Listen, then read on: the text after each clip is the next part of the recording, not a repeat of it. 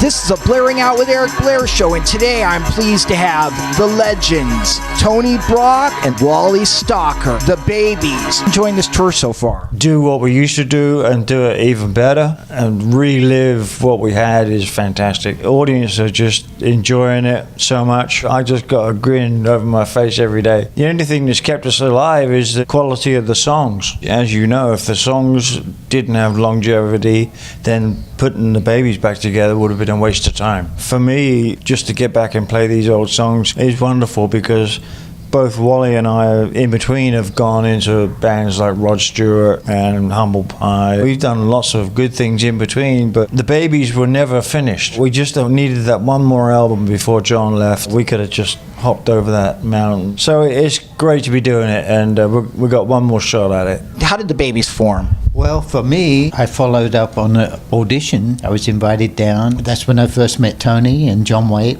You know, we kicked a few songs around. They had a couple of originals that we worked on. I finished the audition and went home. Sure enough, they called me back that evening and said, the job's yours if you want it. It's kind of like the last guy to actually join the Babies. We knew straight away he was just the guy for us. I joined the band. They kept coming to the Marquee Club that time, going in playing in a band which Greg Legg produced when they were putting the ELP together, and we used to play the Marquee Club. Of course, that's where the Who played and Free, Zeppelin. That was my roots, and that's who I grew up with, and we got lucky enough to warm up with them. Adrian Miller, who was the manager at that point, used to come down to our shows every time and just beg me to come and meet John and Michael Corby. When my band broke up, in the end, I said, well, I might as well, and I did, and I'm absolutely really glad I did. It was some good songs, soulful singing. We all had the same idea of what a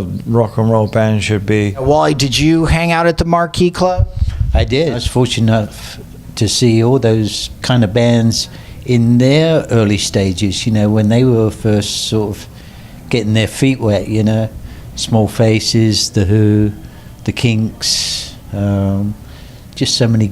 There was so much good music going around London back in those days. The Marquee was one of those clubs where you got to see all those bands. As they were, you know, they've now become sort of super groups, but back then they were struggling and trying to, you know, make things work. But the Marquee Club was a very famous club on Wardour Street down there, close to Piccadilly Circus, you know. Eric Clapton, Jimi Hendrix, and the Beatles would all hang out there, and so it was the place to go. A magical time to be there. And that's how we got to meet John Bonham and all these people that we grew up with, and just be with and hang and just feel that, you know, the energy and the, you know, everything that was being built up in those days from the British invasion, as you guys call it. And we were part of that.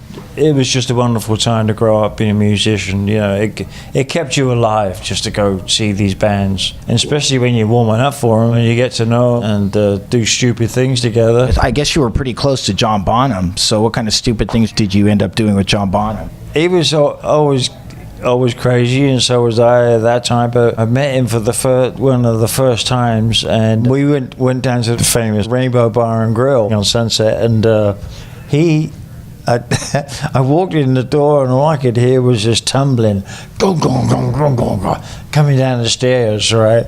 Big, huge man came tumbling down, and he just landed straight on his back. And he looked up at me, and I was just down to be standing there. I looked over, and he went, "Tone, what are you doing here?" I said, "Looking at you down there," you know.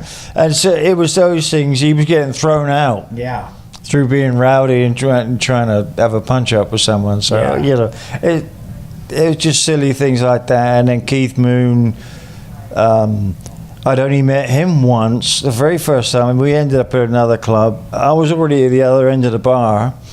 He came in the door, saw me, jumped up on the bar, walked along the bar. It was a big like horseshoe shape, kicked everybody's drink off. I mean, everybody was getting really angry. Jumped down, gave me the biggest hug you'd ever think of, right? And then I'm sure we were about to get killed. But then he turned around and bought everybody a drink and made up for it. So I know they're not great stories, but they're great memories for me. I was in a band called Spontaneous Combustion. Greg Lake was producing us, so he put us on the tour for a year and a half with ELP. We went everywhere with him and got thoroughly drunk and stupid. We got to see everything that, it opened our eyes so much. Carl Palmer was the one who taught me how to read music. Wow. Or it gave me the incentive and gave me the beginnings of why I should read music, and it's paid off immensely, and I can't thank him enough for that. And we used to put up 2 drum kits together and practice and play together before the ELP went on. Of course, after that, that's when the Babys got together, and so I was already prepared and ready for the abuse and to give the abuse, So, it was a great upbringing. Greg and Carl and Keith, what were their personalities like? Oh, incredible. Because Greg liked us so much, and they would come early to the shows and watch us play. Keith would critique us sometimes, and Carl would, help me out every now and again. And of course, as I said, we played together. He taught me basically everything he can do. What did you guys think of John Waite when you first met him? Great looking, charming, soulful voice. I mean, you couldn't ask for much more. How would you describe the personalities of keyboardist and guitarist Michael Corby and manager Adrian Miller at the inception of the Babys? Adrian, he was serious about being a manager, and he was good friends with Michael. So really, between the two of them, it was kind of their idea to start all this in the first place. He was always kind to me, but he liked to be a sort of bit of an underworld character and a gangster, but that's just the person that he was, and I think we all accepted him for that. We could see right through him basically. And Michael, a great musician. I always thought he was a better keyboard player than he was a guitar player personally. He was really quite wonderful on the keyboards. When he got on the guitar, he could still play guitar very, very well, but he had other influences on guitar, and I think tried to sometimes maybe pretend that he was one of his heroes on guitar, as opposed to just being Michael Corby, But as far as his keyboard playing, excellent. But I got along well with both of them, really. Michael was really a dear friend, and him and I would have a lot of fun on stage, It wasn't until, things went a bit sort of sideways during the third record that we kind of lost our friendship, really. What kind of mood did producer Bob Ezrin and Brian Christian create in the studio during the recording of the Babys' self-titled album? The Babys were more of a free bag company sort of band. They were great soulful music, and they let us do that. Producers, they try and take over and just, no, you should be doing this for that song. And Wally has his own sound, and I've got my own sound, and I know how to do that. They were determined to let Wally do his thing and be himself and be really melodic and hang on to that note Free used to do, that Kossoff loved to do, which is Wally's hero. When he'll tell you all about it, but that's Wally's made it into himself, and so basically they didn't take over. They just guided us, and it was our first record together as the Babys. It wasn't my first recording, so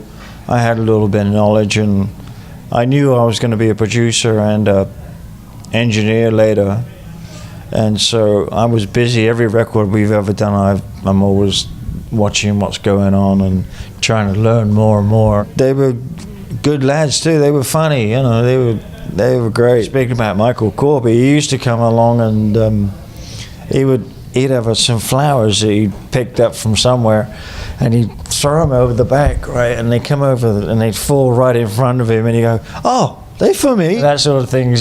So and he could peel an orange in his pocket. Really? Yeah, he was the only guy I ever know who could peel an orange in his pocket not to share it. and that's true. Yeah. It was the best to watch, because Wally used to go, look, he's doing it again. And because he'd have that big long jacket, and he'd be doing this, you know, and looking around, and Wally go, play this, and I'm like, oh no, he's doing it again. And Wally go, what are you doing? He go, nothing.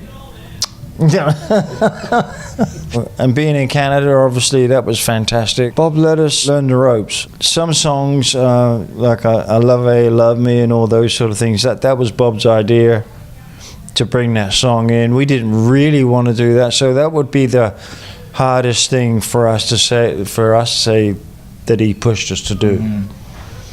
But it worked out okay, you know, and a couple of songs we needed to do 3 o'clock in the morning and be really tired and you know, to get that really lazy late night feel, and he'd let us do that. We'd be doing 19-hour days. We only had a couple of weeks to do it in. How did the songwriting process come together? Because you guys all had a hand in writing the songs. Every finger was in the pie. Well, that was really the idea from day one, you know.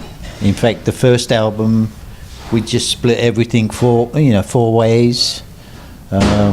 As the albums went on, then things changed a little bit, but collectively, you know, when we were writing and rehearsing the songs, everybody just contributed, you know, the way that they play. You know, we didn't sort of sit around and discuss what it's going to sound like, the song. We just all sort of started playing it, and, you know, maybe I'd have a guitar riff, or Tony would start playing something and people would join in, or, you know, maybe John would walk in with a couple of chords and go, look, I got this idea, and we'd sort of develop it from that point on as a band. In the end, I don't think we really even thought about it. We just got on with it. You know, it was just like almost like a daily routine when it came to songs and songwriting. How did you decide how the pie was going to be sliced?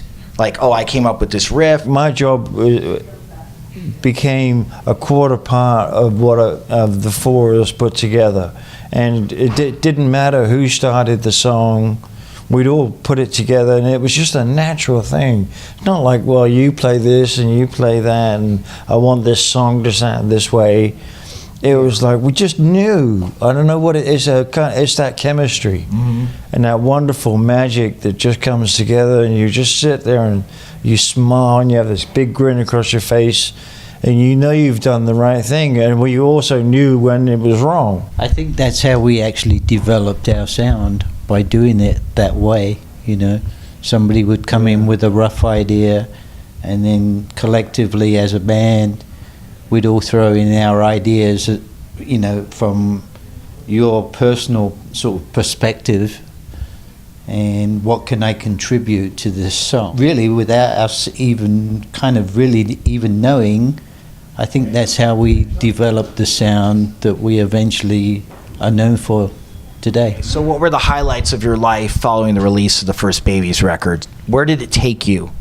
Eventually to America. I think it achieved as much as it could for a first record. I truly believe that the second album, Broken Heart, was the one that really kicked down doors for us. I think the first record was just a collection of songs that we basically just had at that time. Once we moved on to Broken Heart and recorded it in America, in California, with Ron Neverson, I think the songs on that album sort of opened the floodgates as far as the Babys were concerned. You know, they had Isn't It Time on it, and Give Me Your Love, and a great sounding record with Ron Neverson. We recorded that on a mobile studio. So it all started to really come together, I think, personally, on the second record. My favourite album of all time. I don't think we beat it. I got to sing on it. Mm. And plus Ron, you know, again, he obviously engineered Zeppelin. He was giving us his input in terms of what sounds that we wanted again, you know, because I'm from John Bonham school, obviously, and he knew how to mic it up. Mm-hmm. He did more with 3 microphones than anybody does with 10. Ron could be really difficult to work with, but he knew exactly what to do. He was definitely involved in all those records that, you know, we adore, you know, and it was just so easy working with him as far as, you know, when you're trying to describe a sound to somebody, unless you're talking to a producer who knows how to get that sound for you, it can be very difficult. It's like trying to describe a color or something, you know, where do you start? You know, but I could say to Ron, no, I'm looking for a different sound to that, you know, I'm looking for like a tiled bathroom, and he would twist a few knobs and he would go to me, you mean like this, you know, and he'd play it back and I'd go, that's it. Took all of 5 minutes to find it, you know, where you could spend days with other producers and still not get it right. But things like that.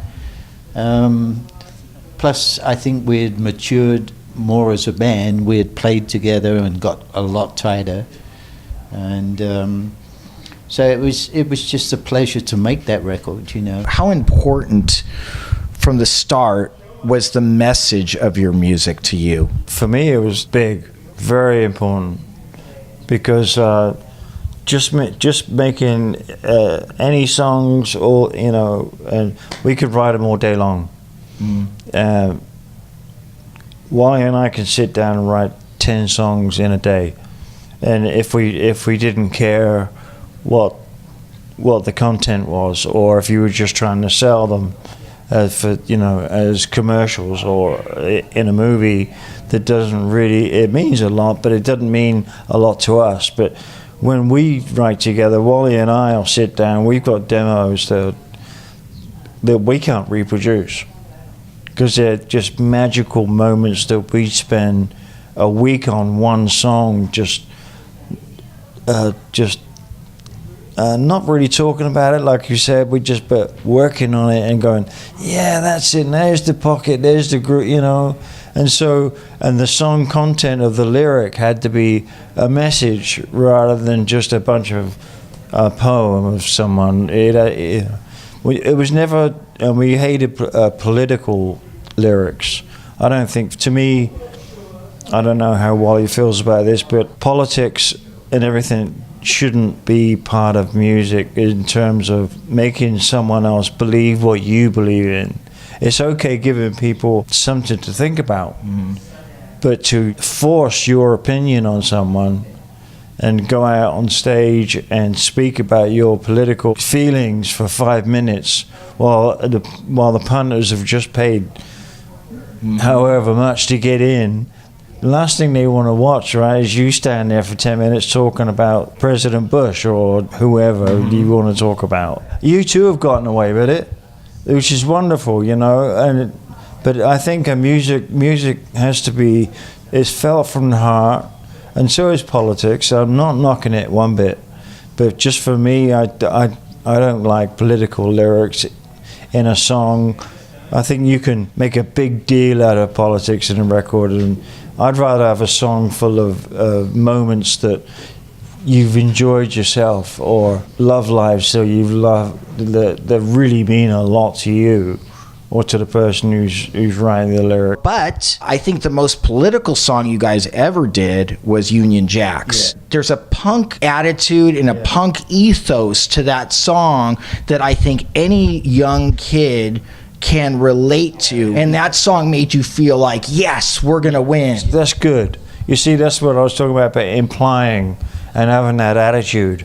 That's great. And we didn't go into any real politics. We just had that attitude, like, F you, this is what we're gonna do. We had just tons of energy then, and just tearing it up. Of course, we had 2 new players then. Whose idea was it to bring in outside songwriters? Bob Ezrin had brought in Love How You Love Me on the first record, but then when we got to Broken Heart with Ron Nevison, he was the one that brought in Isn't It Time from Ray Kennedy and Jack Conrad. But he brought in, of course we're going back to cassettes in those days, and he brought in a cassette demo of Isn't It Time, and it was really slow, It was played That's on 'cause like we- an electric piano, almost like an R&B song, but very slow on a Rhodes and an acoustic guitar or something. And that's when Neverson stepped in between him and us, of course. We babyfied it, that's what we like to call it. We totally rearranged both of those songs, and they were nothing like the demo. Similar melody, put the brass on, and the girls. That's all part of the Babies growing. We were never afraid to sort of stretch the boundaries as far as strings or horns or female singers, you know.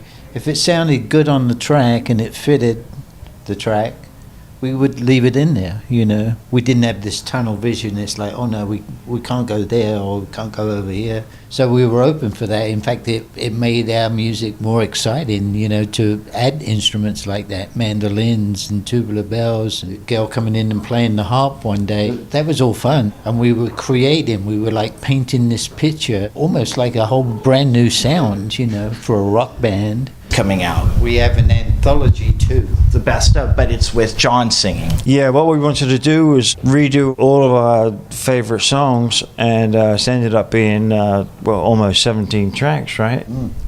We did them all in 3 days in terms of like the backing tracks. It took 3 months to finish it by the time we put all the overdubs on and getting everybody back and forth. We wanted to make sure that we've got a new version of the Babies with our new singer John Basaha on it, and do a version of the way we sound now. I know there's going to be some people who say, oh well, why would you redo the old hits? You can't replace those, and you can't. But that was different times, and now is the way we play. It shows people that we haven't lost anything, we've gained. And for the people that are not prepared to listen to the new versions, not that much different. They just have a different lead vocal singer. He's just as soulful, if not more. Yeah, he's awesome. He looks great. He's a great bass player. I think you guys got a winning team. Wally, Tony, Thank you, God buddy. bless you. Thanks for being on the Blaring Out with Eric Blair show. Blaring Out with Eric Blair show with the Babies. Signing thanks, guys. off. The Blaring Out Show.